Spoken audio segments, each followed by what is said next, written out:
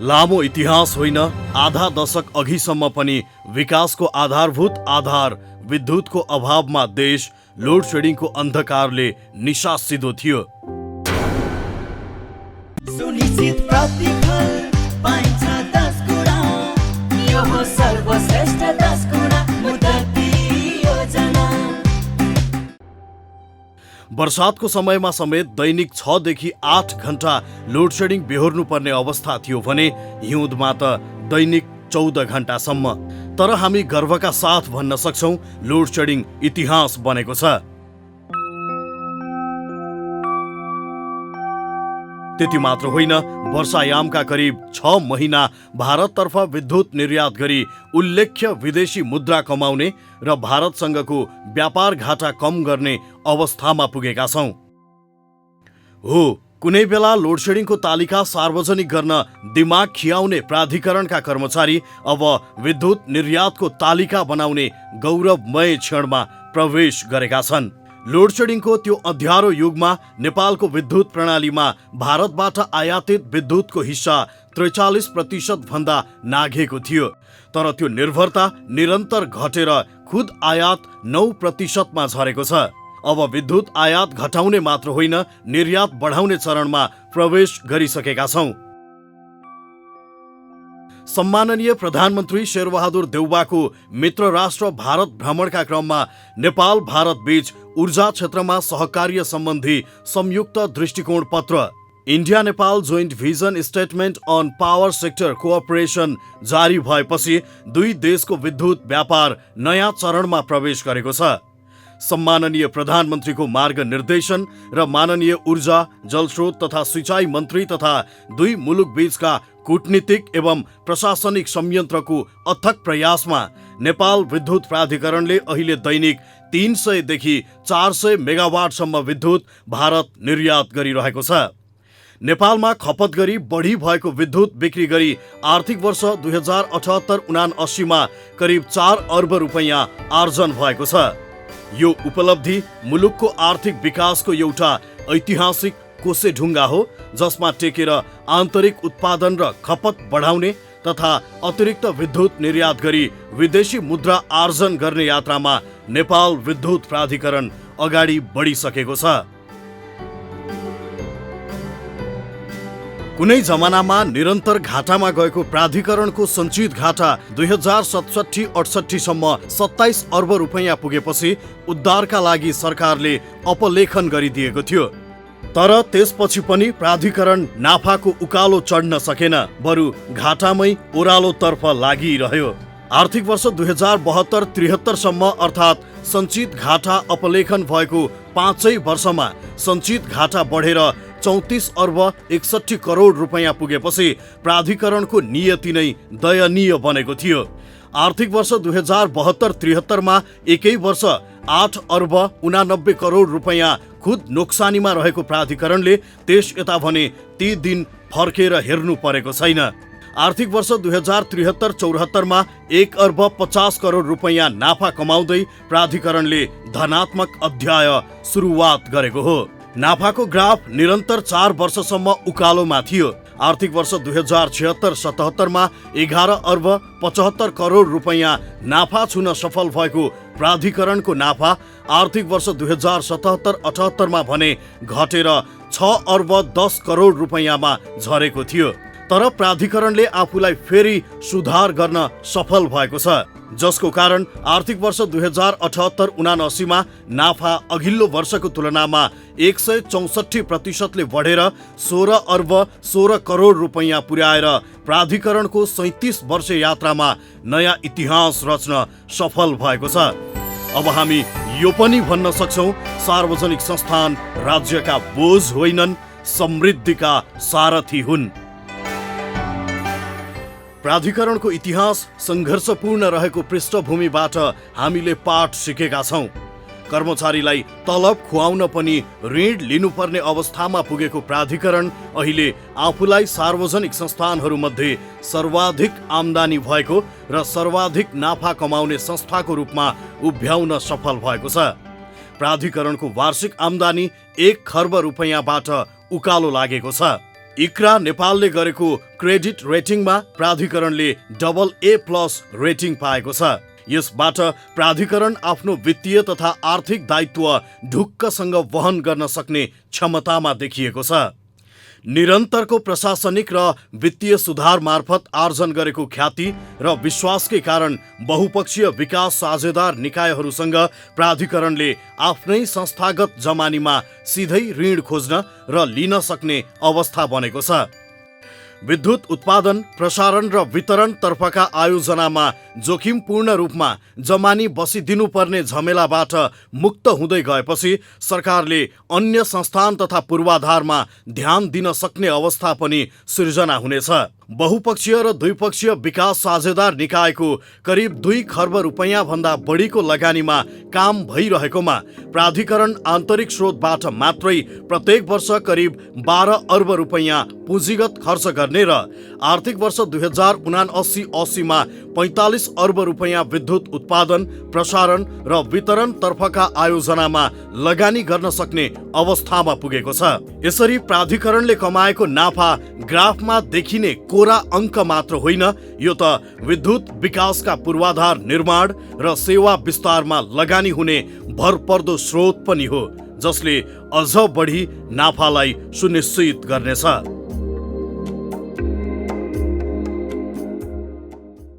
Load shedding अन्त्य गर्न र आम्दानी बढाउन विद्युत उत्पादन बढाउने मात्र होइन, चुहावट नियन्त्रण गर्नुपर्ने दायित्व पनि उत्तिकै चुनौतीपूर्ण थियो।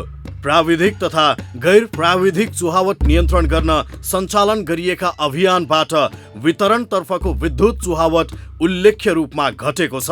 6 वर्ष अघिसम्म प्रणालीबाट 25.78% विद्युत चुहावट भइरहेको थियो। निरन्तरको प्रयासपछि आर्थिक वर्ष 2076-77 मा चुहावट 15.25% मा झारिएकोमा आर्थिक वर्ष 2077-78 मा भने बढेर 17.18% पुगेको थियो। तर चुहावट नियन्त्रणका लागि चालिएका कदमलाई थप व्यवस्थित र प्रभावकारी बनाई चुहावट अघिल्लो वर्षको तुलनामा 1.80% बिन्दुले घटाएर आर्थिक वर्ष 2078-79 मा फेरि 15.38% मा झारिएको छ। चुहावट नियन्त्रणबाट मात्र प्राधिकरणले गत वर्षको तुलनामा यस वर्ष करिब 2 अर्ब रुपैयाँ थप आम्दानी गरेको छ।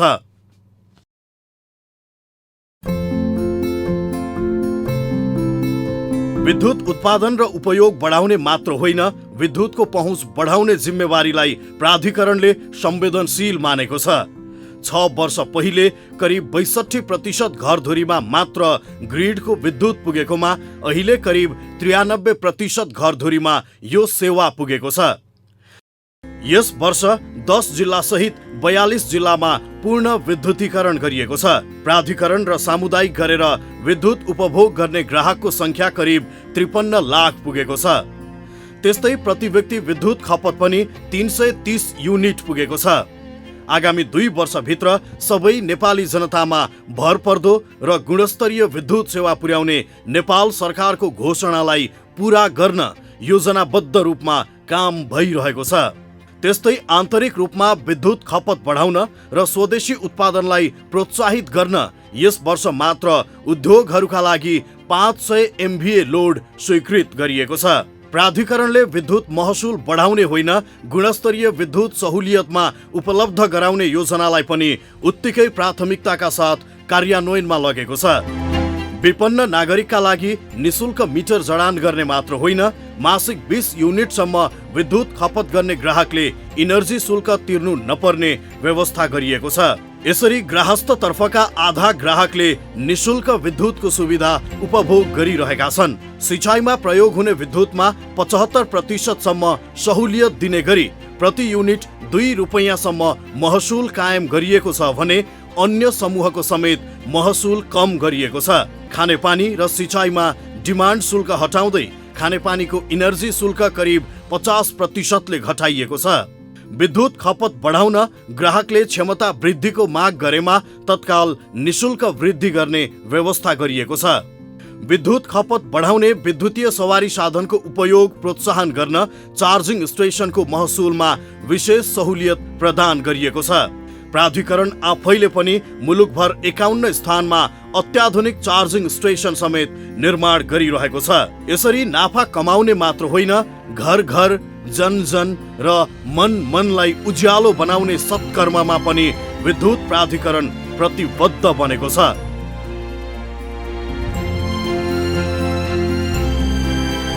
पछिल्लो वर्ष माथिल्लो तामाकोसी प्राधिकरण तथा निजी क्षेत्रको सौर्य एवं जलविद्युत आयोजनाहरूको निर्माण सम्पन्न भई राष्ट्रिय प्रणालीमा 735 मेगावाट विद्युत थपिएको छ। एकै वर्षमा यति ठूलो परिमाण विद्युत थप भई नयाँ रेकर्ड कायम भएको छ। राष्ट्रिय प्रणालीको जडित विद्युत क्षमता 2190 मेगावाट पुगेको छ। नेपालको हालसम्मकै सबैभन्दा ठूलो 456 मेगावाट जडित क्षमताको माथिल्लो तामाकोसी जलविद्युत आयोजना स्वदेशी लगानीमा र प्राधिकरणको अगुवाईमा सम्पन्न भएको छ। अनगिन्ती चुनौती, जोखिम र निराशा पाखा लगाएर अहिले देशमा विश्वासको उज्यालो प्रसार गर्न सफल यो आयोजनाले स्वदेशी लगानी र व्यवस्थापनमै ठूला पूर्वाधार निर्माण गर्न सकिन्छ भन्ने आत्मबल पनि बढाएको छ। प्राधिकरणका आफ्ना विद्युत गृहहरूको विद्युत उत्पादन गत आर्थिक वर्षमा भन्दा यस वर्ष करिब 16% बढेको छ।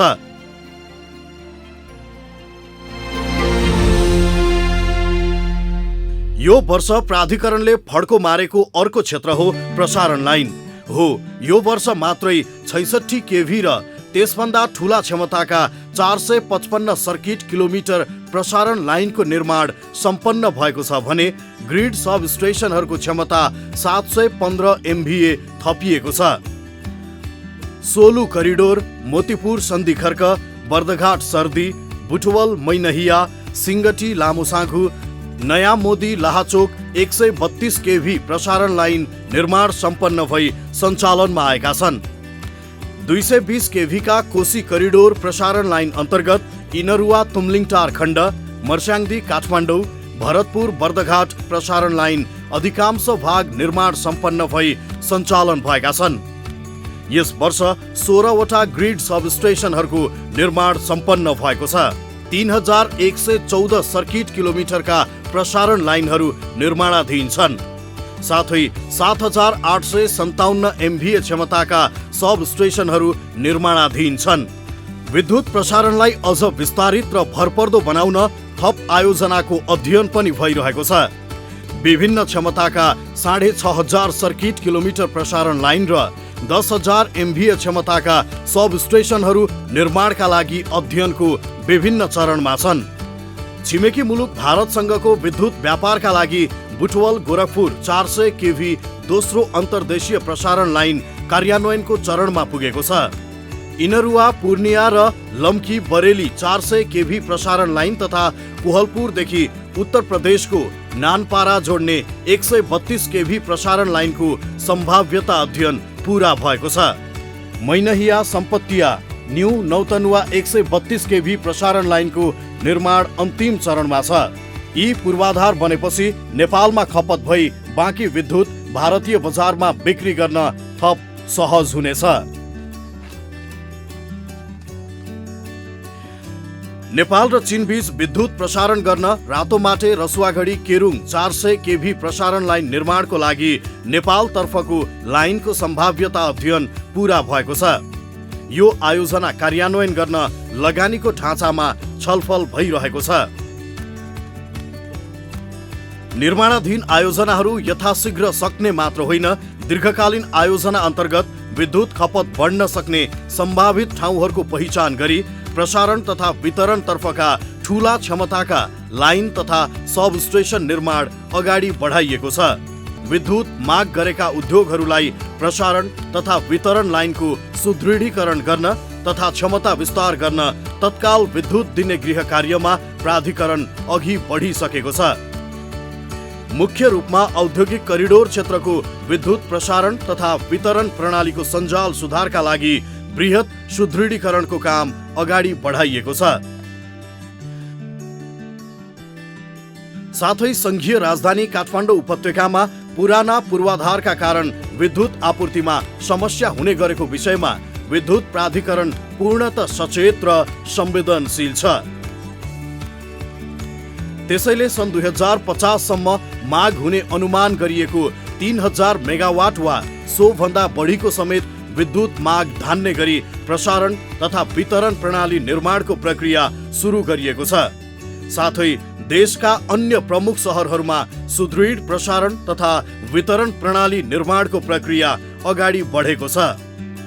काठमाडौँ उपत्यकामा अव्यवस्थित भएका वितरण तारको व्यवस्थापनको कार्य भइरहेको छ।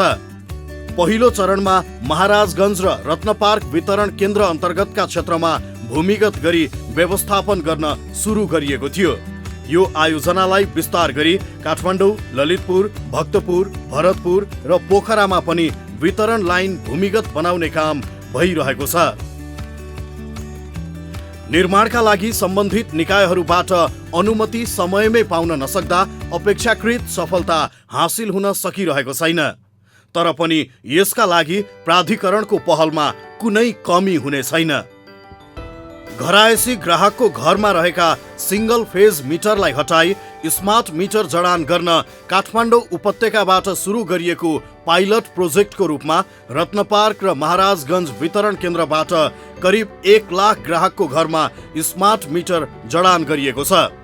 देशभरि स्मार्ट मिटर सञ्चालनका लागि आवश्यक रेडियो फ्रिक्वेन्सीको अनुमतिका लागि सम्बन्धित निकायहरूबाट प्रक्रिया अगाडि बढाइएको छ। विद्युत उपभोक्ताको गुनासो सम्बोधन गर्न परीक्षणका रूपमा काठमाडौँ उपत्यकामा 24 घण्टा कल सेन्टर सञ्चालनमा ल्याइएको छ। थप ठूला आयोजना निर्माणतर्फ पनि प्राधिकरणले समानान्तर रूपमा ध्यान दिएको छ। 1061 मेगावाटको माथिल्लो अरुण जलविद्युत आयोजना निर्माणका लागि परामर्शदाता र 2 किलोमिटर सुरुङ मार्ग सहित करिब 24 किलोमिटर पहुँच सडक निर्माण गर्न निर्माण व्यवसायी छनौट प्रक्रिया सुरु भएको छ। आयोजनाको लगानी जुटाउन विश्व बैंक, कर्मचारी सञ्चय कोष, hydro electricity investment and development company लगायतका निकायहरूसँग समानान्तर रूपमा छलफल अगाडि बढेको छ। 490 मेगावाटको अरुण 4 अर्ध जलाशययुक्त जलविद्युत आयोजना संयुक्त रूपमा निर्माण गर्न नेपाल विद्युत प्राधिकरण र भारत सरकारको स्वामित्वको सतलज जलविद्युत निगम बीच समझदारी पत्र मेमोरेन्डम अफ अन्डरस्ट्यान्डिङ MOU मा हस्ताक्षर गरिएको छ। 635 मेगावाटको दुधकोशी जलाशययुक्त जलविद्युत आयोजनाको विस्तृत इन्जिनियरिङ अध्ययन अन्तिम चरणमा पुगेको छ। आयोजनाका लागि आवश्यक जग्गा अधिग्रहणको प्रक्रिया अगाडि बढेको छ भने एसियाली विकास बैंक लगायतका अन्तर्राष्ट्रिय वित्तीय संस्थाको सम्मिश्रित वित्तीय लगानी मोडलमा छलफल भइरहेको छ। आयोजनामा करिब 1.5 अर्ब अमेरिकी डलर लगानीका लागि अन्तर्राष्ट्रिय वित्तीय संस्थाले प्रारम्भिक सहमति जनाएका छन्। 99 मेगावाटको तामाकोशी 5औं जलविद्युत आयोजनाको लगानी सुनिश्चित गरी निर्माणका लागि परामर्शदाता र निर्माण व्यवसायी छनौटको प्रक्रिया सुरु गरिएको छ। 42 मेगावाटको माथिल्लो मोदी ए, 18.2 मेगावाटको माथिल्लो मोदी, 210 मेगावाटको चैनपुर सेती निर्माण सुरु गर्ने चरणमा प्रवेश गरेका छन्। 140 मेगावाटको तनहु, 40 मेगावाटको रघुगङ्गा, 37 मेगावाटको माथिल्लो त्रिशुली 3V जलविद्युत आयोजनाहरू निर्माणाधीन छन्। प्राधिकरणको सहायक कम्पनी चिलिमे जलविद्युत अन्तर्गतका 111 मेगावाटको रसुवागढी, 102 मेगावाटको मध्य भोटेकोशी, 42.2 मेगावाटको सान्जेन र 14.8 मेगावाटको माथिल्लो सान्जेन आयोजना निर्माण अन्तिम चरणमा पुगेका छन्। प्राधिकरणले आर्थिक वर्ष 2078-79 मा 7 वटा निजी क्षेत्रका जलविद्युत आयोजनाको 145 मेगावाट र 5 वटा सोलर आयोजनाको 38 मेगावाट गरी जम्मा 183 मेगावाटको विद्युत खरिद बिक्री सम्झौता PPA गरेको छ। प्राधिकरणले 357 मेगावाटका निजी क्षेत्रका आयोजनासँग कुल 6366 मेगावाटको PPA गरेको छ। PPA गरिएका आयोजना विकासको विभिन्न चरणमा छन्। प्राधिकरणले जलविद्युत उत्पादनमा मात्र नभई विद्युत उत्पादनका अन्य नवीकरणीय विधिलाई पनि महत्त्वका साथ प्रवर्धन गरिरहेको छ। सौर्य विद्युतको जडित क्षमता 55 मेगावाट र उखु मिलबाट प्राप्त हुने बगासबाट उत्पादित विद्युतको क्षमता 3 मेगावाट पुगेको छ। सौर्य ऊर्जाको पीपीए का लागि प्रतिस्पर्धी आधार दर प्रति युनिट 5 रुपैयाँ 94 पैसा निर्धारण गरिएको छ। प्राधिकरणले विश्वसनीय र गुणस्तरीय विद्युत वितरणलाई महत्त्व दिएर प्रसारण तथा वितरण लाइन र सब स्टेशनको विस्तार र सुदृढीकरणलाई पनि अभियानकै रूपमा अगाडि बढाएको छ। यसका लागि पूर्वाधार विस्तार एवं सुधार गर्ने मात्र होइन, प्रणालीलाई स्वचालित बनाउन विशेष प्राथमिकताका साथ काम भइरहेको छ। देशभित्र विद्युत खपत बढाउन र पेट्रोलियम तथा ग्यासको आयात प्रतिस्थापन गर्न विद्युतीय सवारी साधनको प्रवर्धन गर्न प्राधिकरण निरन्तर लागिरहेको छ। प्राधिकरणले शहरी क्षेत्रका लागि विद्युतीय गाडी मात्र किन्ने नीति लिएको छ। पेट्रोल र डिजलबाट चल्ने गाडीलाई समेत विद्युतीय बनाउने कार्यक्रम अगाडि बढाइएको छ। हाल विश्वमा इन्धनको नयाँ स्रोतका रूपमा हरित हाइड्रोजन ग्यास आएको छ। हरित हाइड्रोजनका लागि आवश्यक पानी र जलविद्युत नेपालमा प्रशस्त भएको हुँदा भविष्यमा हरित हाइड्रोजन निर्यात गर्ने प्रमुख देशको रूपमा स्थापित हुने प्रबल सम्भावना छ। हाइड्रोजनबाट एमोनिया र रासायनिक मल युरिया पनि उत्पादन हुने हुँदा देशभित्रै उत्पादन गरी आयात प्रतिस्थापन तथा निर्यात गर्न सकिनेछ। प्राधिकरणले हरित हाइड्रोजन, एमोनिया र रासायनिक मल उत्पादनको सम्भाव्यता अध्ययन गर्न global green growth institute Korea र काठमाडौँ विश्वविद्यालयसँग सहकार्य गर्ने समझदारी पत्रमा हस्ताक्षर गरेको छ। समग्रमा सरकारको निर्देशन र उपभोक्ताको हित नेपाल विद्युत प्राधिकरणका लागि सर्वोपरि हो। विद्युत उत्पादन वृद्धि तर चुहावट नियन्त्रण, नाफा वृद्धि तर खर्च नियन्त्रण, सम्झौता विहीन लगनशीलता तर कठोर सुशासन प्राधिकरणका मूल मन्त्र यिनै हुन्। यही अटुट अठोटले नेपाल विद्युत प्राधिकरण नेपाली जनताको विश्वासको धरोहर बनेको छ। सरकार र उपभोक्ताको निरन्तर हौसलाले प्राधिकरणका हरेक तहका कर्मचारीलाई थप लगनशील, अनुशासित र कर्तव्यनिष्ठ हुन ऊर्जा मिलेको छ। यो ऊर्जा खेर जाने छैन, बरु देशलाई ऊर्जाबाटै समृद्ध बनाउने प्रतिज्ञा झन बलियो हुनेछ।